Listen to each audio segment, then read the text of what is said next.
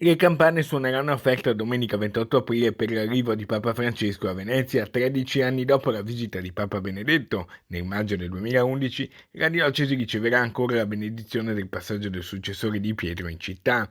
Prima ci sarà la visita del Papa al padiglione della Santa Sede e al carcere femminile della Giudecca per la 60ª esposizione della Biennale d'Arte, diretta da Adriano Pedrosa.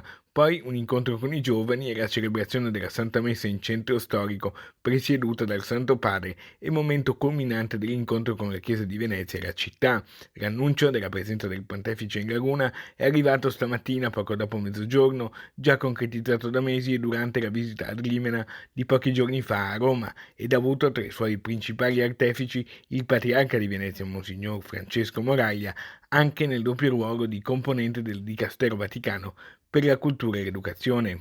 Dopo la visita dell'Imina, la bella notizia: il Papa sarà con noi a Venezia. La carità e la cultura è la seconda opera di misericordia corporale, visitare i carcerati. E siamo grati quindi che il Santo Padre inizi proprio in questo momento. Poi ci sarà la visita, pensiamo di costruire un evento in cui i giovani possano essere protagonisti. Certamente ci sarà poi l'Eucaristia, il momento culminante di tutta la visita del Santo Padre a Venezia. La gioia e il benvenuto di tutte le istituzioni, dal sindaco di Venezia Luigi Brugnaro al governatore Zaia. Un momento di gioia che voglio appunto condividere con tutti i nostri concittadini e di gratitudine per questo omaggio che il Santo Padre farà a Venezia.